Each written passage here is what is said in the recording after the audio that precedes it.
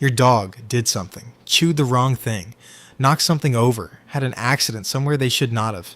And afterward, sometimes within seconds, sometimes when they see you discover it, their whole demeanor shifts.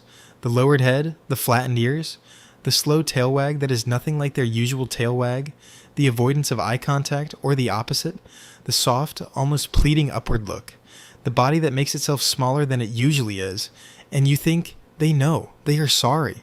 But are they? Is what you are seeing an actual apology?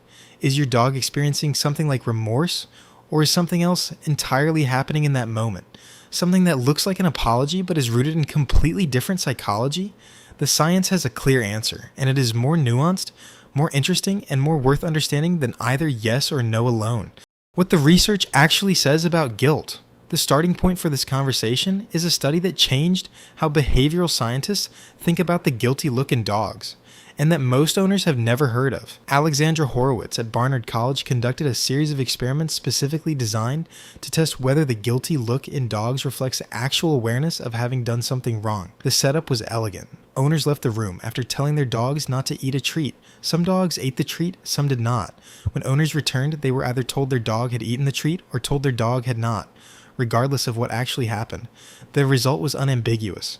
The guilty look was predicted entirely by the owner's behavior, specifically by whether the owner believed the dog had misbehaved and was acting accordingly. Dogs that had not eaten the treat but whose owners were told they had showed just as much guilty behavior as dogs that had actually eaten it. Dogs that had eaten the treat but whose owners were told they had not showed very little guilty behavior at all. The guilty look, in other words, is not a confession. It is a response to the owner's current emotional state and body language, a reading of incoming threat and an immediate social strategy to manage it.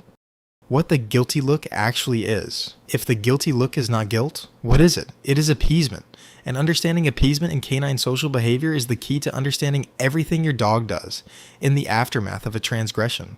Appeasement is a set of behaviors dogs use to communicate non-threat, to de-escalate social tension, and to signal deference to a more dominant or currently threatening social partner. It is deeply rooted in the social biology of pack living, where the ability to signal submission and non-aggression is a survival tool that prevents conflict from escalating to physical confrontation. The behaviors that make up appeasement, lowered body posture, flattened ears, tucked tail, averted gaze, lip licking, slow tail wag held low, rolling onto the back, are not expressions of internal emotional states like remorse or shame. They are social signals designed to produce a specific response in the other party. They are saying, in the most ancient canine dialect available, I am not a threat to you. Please do not be a threat to me. We can resolve this without conflict. Your dog is not confessing. They are managing. They are reading the threat level in your body language and responding with the social toolkit that has, across thousands of years of canine evolution, been most effective at reducing that threat. But does that mean they feel nothing? Here's where it gets more nuanced and more interesting. The fact that the guilty look is appeasement rather than remorse does not mean your dog is emotionally blank in the aftermath of a transgression. The question of what dogs feel, as opposed to what their behavior signals, is a separate and more complex question. Dogs do experience something when they have violated a boundary and are in the presence of a displeased owner. They experience social anxiety. The relationship with their primary attachment figure is, as we have established extensively in this series, the most important thing in their psychological world.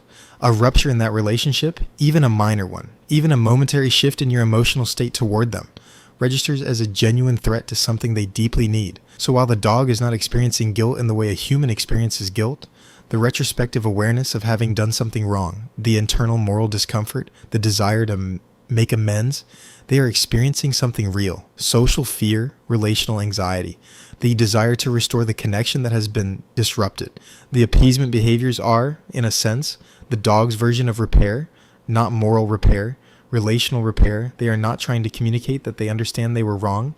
They are trying to restore the social bond that the transgression, or more accurately, your response to it, has put under strain. The behaviors that function as an apology. With that framework in place, we can look at the specific behaviors dogs use in these moments and understand what each one is actually doing. The lowered body and head is the most visible and most universal. It makes the dog physically smaller, which in canine social language communicates a reduction in social threat. It is a postural acknowledgement that the other party currently has the higher ground, socially, emotionally, physically, and that the dog is not contesting that. The slow, Low tail wag is distinct from a happy tail wag in a way that most owners learn to recognize intuitively but rarely think about analytically. The happy wag is full-bodied, fast, high. The appeasement wag is slow, held low or at mid-height, often accompanied by a slight back and forth of the entire hindquarters. It is a social signal that says, I am non-threatening and I want to reconnect, rather than an expression of joy. The soft upward look, the eyes turned up toward the owner's face from a lowered head position, is one of the most disarming behaviors in the canine repertoire.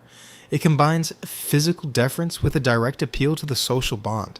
The dog is making themselves vulnerable, exposing the top of their head and neck, while simultaneously seeking connection through eye contact. It is an extraordinarily effective signal for one reason above all others. It works. The offering of a toy or object in the aftermath of a transgression deserves special mention. This behavior, seen in many dogs who spontaneously bring something to their owner during or after conflict, is an affiliative behavior. It is the dog reaching for a positive social interaction to overlay the negative one. Not a calculated strategy in the human sense, but an impulse toward reconnection expressed through the most reliable positive interaction tool available to them. What they cannot do. Here is the part that matters most for how you respond to these moments.